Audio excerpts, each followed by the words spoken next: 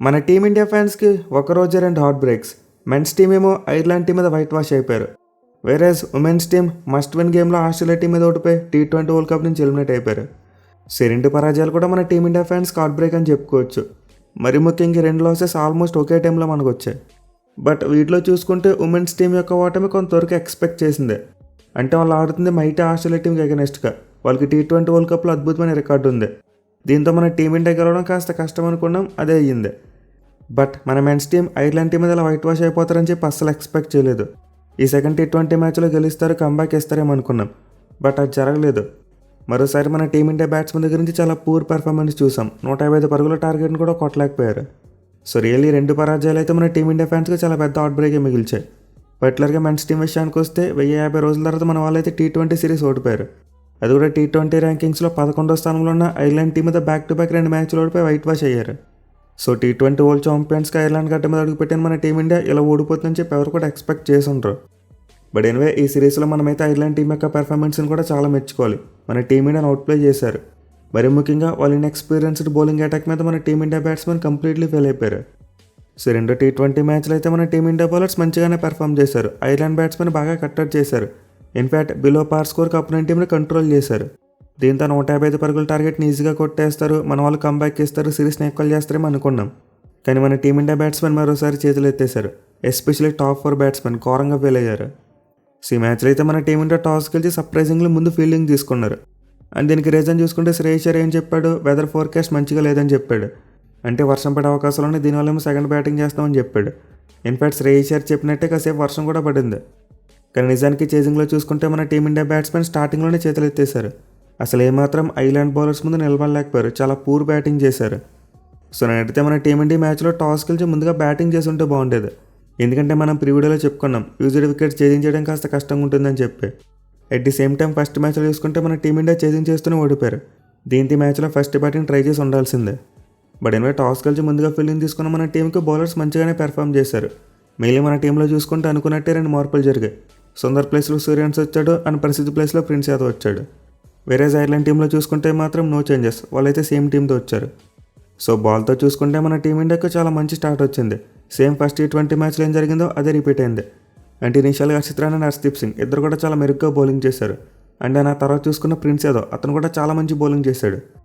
So ఇంత Ireland team అయితే ఎర్లీగానే 3 వికెట్లు కోల్పోయింది. అంటే 7.3 ఓవర్స్లో కేవలం 48 రన్స్ మాత్రమే కొట్టి 3 వికెట్స్ కోల్పోయారు. ఈవెన్ ఆ తర్వాత ఒక 65 పరుగుల పార్ట్నర్షిప్ వచ్చినప్పటికీ అది మరీ అంత డేంజరస్ పార్ట్నర్షిప్ కాదు. అంటే మరీ భయంకరమైన బ్యాటింగ్ చేయలేదు. మధ్యలో సూర్యాన్స్ ఎడ్జ్ వేసిన ఒక ఓవర్లో మాత్రం ఎక్కువ రన్స్ వెళ్ళాయి. బట్ మిగతా ఓవర్స్లో చూసుకుంటే మాత్రం మన టీమిండియా బౌలర్స్ మంచిగానే బౌలింగ్ చేశారు. బట్ ఇన్వే టెక్టర్ మరి బెంజమిన్ మధ్య వచ్చిన పార్ట్నర్షిప్ అయితే ఐర్లాండ్ టీంకి చాలా హెల్ప్ అయిందని చెప్పుకోవచ్చు. వాళ్ళు అట్లీస్ట్ 150 స్కోర్ కొట్టడానికి చాలా హెల్ప్ అయింది. ఇన్ఫ్యాక్ట్ వాళ్ళ పార్ట్నర్షిప్లో చూసుకుంటే బెంజమిన్ చాలా మంచి బ్యాటింగ్ చేశాడు. సో ఇద్దరైతే మెల్లగా ఐర్లాండ్ టీంని రెస్క్యూ చేసి 160-170 వరకు కొట్టేలా కనిపించారు. బట్ శివం దుబే వేసిన 15వ ఓవర్ ఐర్లాండ్ టీం యొక్క జోరుకు బ్రేక్ వేసింది. బ్యాక్ టు బ్యాక్ 2 వికెట్లు తీశాడు. దీంతో డెత్ ఓవర్స్లో చూసుకుంటే టీంకు సరిగ్గా రన్స్ రాలేదు. వాళ్ళు లాస్ట్ 5 ఓవర్స్లో చూసుకుంటే 40 ఆర్డర్ రన్స్ మాత్రమే కొట్టగలిగారు. సో ఫస్ట్ T20 మ్యాచ్తో కంపేర్ చేసుకుంటే ఈ మ్యాచ్లో మన టీమిండియా బౌలర్స్ తమ మిస్టేక్ని రెక్టిఫై చేసుకున్నారు. అంటే డెత్ ఓవర్స్లో కూడా మన టీమిండియా బౌలర్స్ దగ్గర నుంచి చాలా కట్టుదిట్టమైన బౌలింగ్ వచ్చింది. అలాగే ఫీల్డింగ్ చూసుకున్న కొంతవరకు బాగానే ఇంప్రూవ్ చేసుకున్నారు. దీనివల్ల ఈ మ్యాచ్లో ఐర్లాండ్ టీంకి ఎక్స్ట్రా 30 రన్స్ అయితే రాలేదు. ఎస్పెషల్లీ మ్యాచ్లో ప్రసిద్ధ ప్లేస్లో వచ్చిన ప్రిన్స్ యాదవ్ అతనైతే ఒక మైండ్ బ్లోయింగ్ స్పెల్ వేశాడు. 4 ఓవర్స్కి 22 రన్స్ మాత్రమే ఇచ్చి 3 వికెట్లు తీసుకున్నాడు. సో ఈ మ్యాచ్లో డెబ్యూ చేసిన ప్రిన్స్ యాదవ్ అయితే బౌలింగ్కి వచ్చిన ప్రతిసారి కూడా చాలా మంచి బౌలింగ్ చేశాడు. అండ్ మరోసారి హర్షిత్ రాణా అతను కూడా చాలా మంచి బౌలింగ్ చేశాడు. 3 ఓవర్స్కి 17 రన్స్ మాత్రమే ఇచ్చి 1 వికెట్ తీసుకున్నాడు. ఈవెన్ దూబే కూడా 3 ఓవర్స్కి 25 రన్స్ మాత్రమే ఇచ్చి 2 వికెట్స్ తీసుకున్నాడు. ఇక హర్షదీప్ సింగ్ చూసుకుని అతను కూడా 2 వికెట్లు పడ్డాయి. అలాగే అక్షర్ పటేల్ చూసుకున్న వికెట్స్ లేకపోయినప్పటికీ 4 ఓవర్స్కి 28 రన్స్ మాత్రమే ఇచ్చాడు. సో మన టీమిండియాకు బౌలింగ్లో చూసుకుంటే సూర్యాన్స్ ఎడ్జ్ వేసిన 11 ఓవర్ కాస్త బ్యాక్ ఫైర్ అయింది. అంటే ఒక ఓవర్లోనే 22 రన్స్ వచ్చేసాయి. బట్ మిగతా ఓవర్స్లో చూసుకుంటే మాత్రం మన టీమిండియా బౌలర్స్ అద్భుతంగా బౌలింగ్ చేశారు. ఇన్ఫాక్ట్ మన వాళ్ళ బౌలింగ్లో చూసుకుంటే అవుట్ ఆఫ్ 20 ఓవర్స్ ఏకంగా 16 ఓవర్ల పాటు సింగిల్ డిజిట్ స్కోర్స్ ఇచ్చారు. అండ్ దీనివల్ల ఈ మ్యాచ్లో ఐర్లాండ్ టీం కేవలం 154 రన్స్ మాత్రమే కొట్టగలిగింది. సో సీరియస్లీ ఈ స్కోర్ చూసిన తర్వాత మన టీమిండియాకి విజయం నల్లేరు మీద నాటక అనుకున్నా. అంటే చాలా సింపుల్గా కొట్టేస్తారు, లాస్ట్ మ్యాచ్ 180 కాబట్టి కొట్టలేకపోయారు అనుకున్నా. బట్ మన టీమిండియాకి చేజింగ్లో చూసుకుంటే స్టార్టింగ్లోనే షాకులు తగిలాయి. మన ఓపెనర్స్ ఇద్దరు గోల్డెన్ డక్అవుట్. అంటే సంజు శాంసన్ ఫస్ట్ బాల్ కొట్టేపాడు అండ్ అభిషేక్ శర్మ చూసుకున్న తను ఫేస్ చేసిన ఫస్ట్ బాల్ కొట్టేపాడు. అది కూడా ఫర్ ది ఫస్ట్ టైం మన టీమిండియాకు T20 ఫార్మాట్ ఇలాంటిది జరిగింది. అంటే ఇద్దరు ఓపెనర్స్ కూడా గోల్డెన్ డక్అవుట్ అవ్వడం ఇదే ఫస్ట్ టైం మనకి T20 ఫార్మాట్లో. సో సంజు శాంసన్కి పడ్డ బాల్ అయితే కాస్త మంచి బాల్. అంటే బాల్ పడిన తర్వాత లోపలికి వెళ్ళడం చూసాం. వేరే అభిషేక్ శర్మ విషయానికి వస్తే అతని బ్యాటింగ్ గురించి తెలిసిందే కదా, hit or miss kind of batting. అంటే కొడితే చెత్త కొట్టేస్తాడు, లేకపోతే డక్అవుట్ అవుతాడు. ఇన్ఫాక్ట్ ఈ ఆడితే 9th టైం T20 ఫార్మాట్లో డక్అవుట్ అయ్యాడు. ఇప్పటివరకు కేవలం 3 ఆటగాళ్ళకి మాత్రమే ఇలాంటిది పాసిబుల్ అయింది. సో మన టీమిండియాకి అయితే చేజింగ్లో చూసుకుంటే చాలా పూర్ స్టార్ట్ వచ్చింది, 1 for 2. పోయిన తర్వాత ఏమైనా రికవర్ అయ్యారంటే లేదు, రెగ్యులర్ ఇంటర్వెల్స్లో వికెట్లు పడిపోతూనే ఉన్నాయి. మరి ముఖ్యంగా శ్రేయస్ అయ్యర్ మరోసారి చాలా డిసప్పాయింటింగ్ బ్యాటింగ్. ఎక్కడ అవుట్ సైడ్ ఆఫ్ స్టంప్ వెళ్ళిపోతున్న బాల్ని చేసి మరి అవుట్ అయిపోయాడు. వేరేజ్ ఆ తర్వాత చూసుకుంటే ఇషాన్ కిషన్ అన్నాడు, పూర్ కమ్యూనికేషన్ చూసాం. అంటే తిలక్ వర్మ బాల్ని కొట్టి దాన్ని చూస్తూ ముందుకు వచ్చాడు. దీని ఇషాన్ కిషన్ కూడా రన్ కోసం ట్రై చేశాడు. బట్ ఇద్దరి మధ్య కాలింగ్ సర్కిల్ లేకపోవడం వల్ల ఇషాన్ కిషన్ రన్అట్ అయిపోయాడు. సో రన్అట్లో ఇద్దరు బ్యాట్స్మెన్ మధ్య చాలా పూర్ కమ్యూనికేషన్ కనిపించింది. వేరేజ్ ఇక్కడ రాస్ హైడర్ యొక్క త్రోన్ కూడా చాలా మెచ్చుకోవాలి, బుల్సే అద్భుతంగా కొట్టాడు. సో దీంతో మన టీమిండియా అయితే 35 రన్స్కి 4 వికెట్స్ కోల్పోయింది, అది కూడా 5 ఓవర్స్ లోపే. దీంతో ఆబ్వియస్లీ ఇన్నింగ్స్ని రీబిల్డ్ చేయాలి అండ్ అక్షర్ పటేల్ మరి తిలక్ వర్మ ఇద్దరు అదే చేశారు. వీళ్ళిద్దరైతే 5వ వికెట్కి 40 బంతులు 39 పరుగుల పార్ట్నర్షిప్ యాడ్ చేశారు. అయితే వాళ్ళ పార్ట్నర్షిప్ వెళ్తున్న టైంలోనే వర్షం వచ్చింది అండ్ రెయిన్ బ్రేక్ తర్వాత చూసుకుంటే అక్షర్ పటేల్ అవుట్ అయిపోయాడు. బట్ అగైన్ మళ్ళీ తిలక్ వర్మ మరియు శివన్ దుబే మధ్య చాలా మంచి పార్ట్నర్షిప్ వచ్చింది, ఇద్దరు కలిసి 35 రన్స్ యాడ్ చేశారు. సో ఈ పార్ట్నర్షిప్ నడుస్తున్న టైంలో చూసుకుంటే మ్యాచ్ మీద ఇంకా చాలా హోప్స్ కనిపించాయి. అండ్ వీళ్ళిద్దరు మంచిగానే బ్యాటింగ్ చేస్తున్నారు, గేమ్ని ఫినిష్ చేస్తారేమో అనుకున్నాం. ఎస్పెషల్లీ తిలక్ వర్మ ఒక ఎండ్లో క్రీజ్లో సెట్ అయ్యి చాలా మంచిగా బ్యాటింగ్ చేశాడు. కానీ చివరిలో చూసుకుంటే వీళ్ళిద్దరూ చాలా ఇంపార్టెంట్ టైంలో అవుట్ అయిపోయారు. మరి ముఖ్యంగా తిలక్ వర్మ ఆ 6th 50 కంప్లీట్ చేశాడు, బట్ నెక్స్ట్ బాల్ మళ్ళీ బిగ్ షాట్కి వెళ్ళిపోయాడు. సో తిలక్ వర్మ అయితే చాలా వరకు మన టీంను మంచిగానే రెస్క్యూ చేశాడు. అంటే 4 వికెట్లు కోల్పోయిన తర్వాత అతనే మన టీంని నిలబెట్టే ప్రయత్నం చేశాడు. బట్ చివరిలో అతను కాస్త సెన్సిబుల్గా బ్యాటింగ్ చేస్తుంటే సరిపోయేది. అంటే ఆ 6 కొట్టిన తర్వాత మళ్ళీ బిగ్ షాట్ వెళ్ళకుండా స్ట్రైక్ రొటేట్ చేస్తే బాగుండేమో. మళ్ళీ ఏషియా కప్ ఫైనల్లో చివరి వరకు ఎలా అయితే బ్యాటింగ్ చేశాడో ఈ మ్యాచ్లో కూడా అలా చేస్తుంటే సరిపోదును, ఎర్లీగా అవుట్ అయిపోయాడు. బట్ టు బి ఫ్రాంక్ ఈ మ్యాచ్లో మనం బ్లేమ్ చేయవలసింది మిడిల్ ఆర్డర్ బ్యాట్స్మెన్ కదా, టాప్ 4 బ్యాట్స్మెన్. అసలు వాళ్ళు ఏం కొట్టారు? ఇన్ఫాక్ట్ చివరిలో ఇంకా హర్షిత్ రాణా మన టీంని గెలిపించే ప్రయత్నం చేశాడు, కేవలం 10 బాల్స్కి 21 రన్స్ కొట్టేశాడు. అది కూడా లాస్ట్ ఓవర్లో గేమ్ చాలా క్లోజ్గా వెళ్ళడం చూసాం. 20 రన్స్ అవసరం ఉన్నప్పుడు లాస్ట్ ఓవర్లో టెక్టర్ చాలా పూర్ బౌలింగ్ చేశాడు, వైట్ బాల్స్ వేశాడు, నో బాల్ వేశాడు. అండ్ వీటిని మంచిగా క్యాపిటలైజ్ చేసుకుంటూ ఆల్మోస్ట్ హర్షిత్ రాణా మన టీంని గెలిపించినంత పని చేశాడు. బట్ ఆ పెనాల్టీమేట్ బాల్కి అతను వికెట్ పడిపోవడం చూసాం. 2 బంతుల 8 పరుగులు అవసరమైనప్పుడు బౌండరీ లైన్ దగ్గర క్యాచ్ ఇచ్చి హర్షిత్ రాణా అవుట్ అయిపోయాడు. అదర్వైజ్ ఆ బాల్ కనుక 6 ఉంటే మన టీం మ్యాచ్ గెలిచేసేది. ఇన్ఫాక్ట్ ఆ లాస్ట్ బాల్కి ప్రిన్స్ యాదవ్ వచ్చి ఒక 6 కొట్టాడు, దీనివల్ల విన్ మార్జిన్ చాలా క్లోజ్గా వెళ్ళిపోయింది. అంటే మన టీం ఈ మ్యాచ్లో ఒక్క పరుగు తేడాతో మాత్రం ఓడిపోయింది. సో దానికి మనకి డౌన్ ఆర్డర్ చూసుకుంటే చాలా వరకు మంచి పోరాటమే చేశారు. ఆ టాప్ ఆర్డర్ నుంచి కూడా కాస్త బెటర్గా రన్స్ వచ్చి ఉంటే సరిపోదును. బట్ అయితే మరోసారి ఐర్లాండ్ బౌలింగ్ మరియు ఫీల్డింగ్ రెండింటికి చాలా క్రెడిట్ అవ్వాలి. ఎస్పెషల్లీ మరోసారి మన ఇండియన్ ఆరిజిన్ కలిగిన బౌలర్ జైమోన్ రా మైండ్ బ్లోయింగ్ స్పెల్ వేశాడు. 4 ఓవర్స్కి 32 రన్స్ మాత్రమే ఇచ్చి 3 వికెట్స్ తీసుకున్నాడు. మరి ముఖ్యంగా పవర్ ప్లేలో అతను వేసిన బౌలింగ్ ఐర్లాండ్ టీంకి విజయాన్ని అందించింది. అతనైతే ఇనిషియల్గా సంజు శాంసన్, అభిషేక్ శర్మ, శ్రేయస్ అయ్యర్ వీళ్ళ ముగ్గురు అవుట్ చేశాడు. ఇక తనతో పాటు మరోసారి సేమ్ బౌలర్ మ్యాట్ జోహలర్డ్ అద్భుతమైన స్పెల్ వేశాడు. 4 ఓవర్స్కి 26 రన్స్ మాత్రమే ఇచ్చి 3 వికెట్స్ తీసుకున్నాడు. సో ఫస్ట్ T20 మ్యాచ్లో కూడా మన టీమిండియా బ్యాట్స్మెన్ వాళ్ళిద్దరికి వికెట్స్ ఇచ్చారు. అండ్ ఈ సెకండ్ T20 మ్యాచ్లో చూసుకున్న సేమ్ స్టోరీ, అంటే నేర్చుకుంది ఏమీ లేదు మన వాళ్ళు. ఎట్ ది సేమ్ టైం మిగతా బౌలర్స్కి అగెన్స్ట్గా చూసుకున్న స్ట్రగుల్ అయ్యారు. అంటే మెకార్తీ మరి అంపైరియస్ వీళ్ళిద్దరు కూడా చాలా మంచి స్పెల్స్ పడ్డాయి, బిలో 6 ఎకానమీతో బౌలింగ్ చేశారు. సో సెకండ్ T20 మ్యాచ్లో అయితే మన బౌలర్స్ నేర్చుకున్నారు. ఫస్ట్ T20 మ్యాచ్లో చేసిన మిస్టేక్స్ ఈ సెకండ్ మ్యాచ్లో చేయలేదు. బట్ బ్యాటింగ్లో చూసుకుంటే మాత్రం ఆ ఇంప్రూవ్మెంట్ కనిపించలేదు. ఫస్ట్ T20 మ్యాచ్లో అలాంటి మిస్టేక్స్ చేశారో సేమ్ అలాంటివి రిపీట్ అయ్యాయి. మరి ముఖ్యంగా ఓపెనర్స్ ఇద్దరు కోల్డ్ ఎండ్ కొట్టడం మన టీమిండియాకి బాగా బ్యాక్ ఫైర్ అయింది. సో 2 మ్యాచ్లు కూడా మన టీమిండియా బ్యాటింగ్ చాలా పూర్గా కనిపించింది. ఈ సిరీస్లో మన టీమిండియాకి ఏదైనా పాజిటివ్ ఉందంటే అది కేవలం హర్షిత్ రాణా మాత్రమే.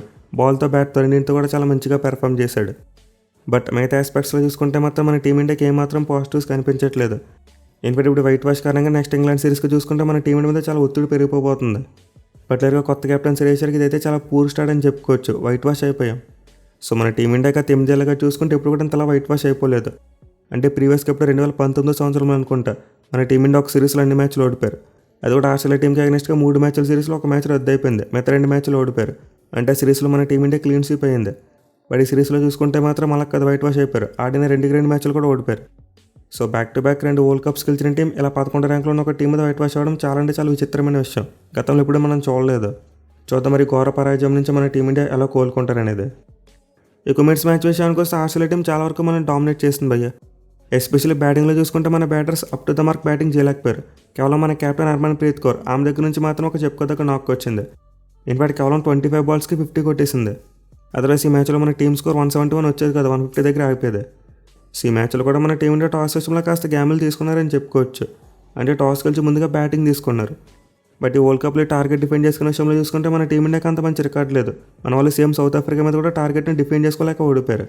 బట్ స్టిల్ అయినా కానీ ఆస్ట్రేలియా టీం మీద కూడా టాస్ కలిసి ముందుగా బ్యాటింగ్ తీసుకున్నారు. సో మన వాళ్ళ బ్యాటింగ్లో చూసుకుంటే వికెట్స్ ఏమీ పెద్దగా కోల్పోలేదు, అంటే కేవలం 4 వికెట్లు మాత్రమే కోల్పోయారు. బట్ మన టాప్ ఆర్డర్ అమ్మాయిల యొక్క బ్యాటింగ్ చూసుకుంటే మాత్రం అంత అగ్రెసివ్గా కనిపించలేదు. మరి ముఖ్యంగా ఎక్కువ డాట్ బాల్స్ ఆడేశారు. స్మృతి మందన్ ఇన్నింగ్స్లో చూసుకుంటే ఆల్మోస్ట్ 70% డాట్ బాల్స్ ఉన్నాయి. 37 బాల్స్కి 38 రన్స్ మాత్రమే కొట్టింది.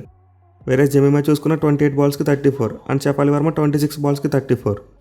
అసలు మన టాప్ ఆర్డర్ బ్యాట్స్మెన్ రన్స్ కొట్టారు కానీ స్ట్రైక్ రేట్ ఏమాత్రం మంచిగా లేదు. ఇన్ఫాక్ట్ చివరిలో మన captain Harmanpreet Kaur excellent batting చేసింది. ఆ లాస్ట్ ఓవర్ అయితే 3 సిక్స్లు కొట్టడం చూసాం. సో దీనికన్నా మన టీమ్ స్కోర్ 170 వరకు వెళ్ళింది. అదర్వైజ్ ఒక పాయింట్ ఆఫ్ టైంలో చూసుకుంటే మన టీమ్ స్కోర్ 155 కూడా దాటేలా కనిపించలేదు. సో రియల్లీ పిచ్ అయితే మన టీమిండియా బ్యాటర్స్ ఇంకా కాస్త బెటర్ బ్యాటింగ్ చేసి ఉండాల్సిందే. వేరే టార్గెట్ డిఫెన్స్ విషయానికి వస్తే ఫస్ట్ 10 ఓవర్స్లో మంచిగానే బౌలింగ్ చేశారు, వికెట్లు తీశారు, అట్ ది సేమ్ టైం మంచిగా ఫీల్డింగ్ చేశారు. మీలా క్యాచ్ డ్రాప్స్ అయితే జరగలేదు. ఈ మ్యాచ్లో అయితే ఆస్ట్రేలియా టీం అయితే కొంతవరకు ఒత్తుల్లో కనిపించింది. మరి ముఖ్యంగా వాళ్ళు బౌలింగ్ చేసినప్పుడు లాస్ట్ ఓవర్స్లో పూర్ ఫీల్డింగ్ చేయడం చూసాం, క్యాచ్లు డ్రాప్ చేశారు. అండ్ ఆల్సో బ్యాటింగ్లో చూసుకుంటే స్టార్టింగ్లో ఎక్కువ డాట్ బాల్స్ ఆడేశారు, వాళ్ళు కూడా చాలా స్ట్రగుల్ అయ్యారు రన్స్ తీయడానికి. కానీ ఇప్పుడైతే లిసీ పెరీ మరి గార్డ్నర్ వీళ్ళిద్దరు జత కట్టారు, అక్కడి నుంచి మ్యాచ్ మొత్తం తిరగబడిపోయింది. కంప్లీట్గా ఆస్ట్రేలియా చేతిలోకి మ్యాచ్ వెళ్ళిపోయింది. ఇన్ఫాక్ట్ వీళ్ళిద్దరు కలిసి 4 వికెట్కు 57 బంతులను 100 పరుగుల పార్ట్నర్షిప్ యాడ్ చేస్తారు.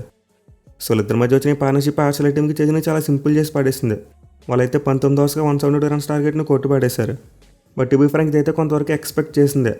అంటే ఆస్ట్రేలియా యొక్క బ్యాటింగ్ పవర్ ఎలా ఉంటుందో మనం ఆల్రెడీ T20 వరల్డ్ కప్లో చూసాం. వాళ్ళైతే మైండ్ బ్లోయింగ్ ఫామ్లో ఉన్నారు. దీంతో మన టీమిండియా బ్యాటర్స్ ఫస్ట్ బ్యాటింగ్ చేసినందుకు 200 కొట్టు ఉండాల్సిందే. అంటే ఆస్ట్రేలియా టీంకి 200 టార్గెట్ పెట్టుంటే వాళ్ళు కాస్త ఒత్తుల్లో కనిపించేవారు. ఇంకా కాస్త ఎక్స్ట్రా రిస్క్ తీసుకుని బ్యాటింగ్ చేసే క్రమంలో వికెట్లు కోల్పోయి ఉండేవారు. బట్ ఎప్పుడైతే టార్గెట్ అరౌండ్ 170 మాత్రమే కనిపించిందో వాళ్ళైతే తమ ఛాన్సెస్ని ఫ్యాన్సీ చేసుకున్నారు, చాలా సింపుల్గా కొట్టుపడేశారు. సో బౌలింగ్ పరంగా ఫీల్డింగ్ పరంగా చూసుకుంటే మన అమ్మాయిలు పర్వాలేదు, గత మ్యాచ్తో కంపేర్ చేసుకుంటే మంచిగానే పెర్ఫామ్ చేశారు. ఇన్ఫాక్ట్ ఓవరాల్గా చూసుకుంటే ఈ మ్యాచ్లో ఆస్ట్రేలియా టీంకి చాలా మంచి కాంపిటీషన్ ఇచ్చారని చెప్పుకోవచ్చు. ఎందుకంటే మన టీమిండియా అమ్మాయిలు ఎప్పుడైతే సౌత్ ఆఫ్రికా టీం మీద ఓడిపోయారో అప్పుడే నాకు చాలా వరకు హోప్స్ పోయాయి, సెమీఫైనల్కి వెళ్ళడం కష్టం అనుకున్నా. బట్ ఈ మ్యాచ్లో చూసుకుంటే మాత్రం ఆస్ట్రేలియా టీంకి మంచిగానే కాంపిటీషన్ ఇచ్చారు. కానీ ఎండ్ ఆఫ్ ద డే చూసుకుంటే Australia team is two strong to defeat. వాళ్ళని డిఫీట్ చేయడం అంత ఈజీ కాదు. ఎందుకంటే వాళ్ళ దగ్గర ప్రజెంట్ ఉన్న టీంతో 7సారి కప్ కొట్టినా సరే మనం ఆశ్చర్యపోవడం అవసరం లేదు. So first time T20 world cup గెలవాలని కలతో బరిలో జరిగిన మన టీమిండియా అమ్మాయిలు అయితే సెమీస్కి వెళ్ళకుండానే ఇంటికి వచ్చేసారు. మేలీ ఎలిమినేషన్ అలాగే ఐర్లాండ్ మీద వైట్ వాష్ రెండు కూడా ఒకే రోజు ఆల్మోస్ట్ ఒకే టైంలో జరిగాయి. సో ఈ రోజు నైట్ అయితే మన టీమిండియా ఫ్యాన్స్కి నిద్రపడడం కాస్త కష్టమైన విషయమే. బట్ ఏం చేస్తాం తప్పదు, యాక్సెప్ట్ చేసి మూవ్ ఆన్ అవ్వడమే. సో హోప్ఫుల్లీ ఈ పరాజయాల నుంచి మన టీమిండియా మంచి కంబ్యాక్ ఇచ్చి ఫ్యూచర్లో మ్యాచ్లు గెలవాలని కోరుకుందాం. Thank you for watching. Have a nice day.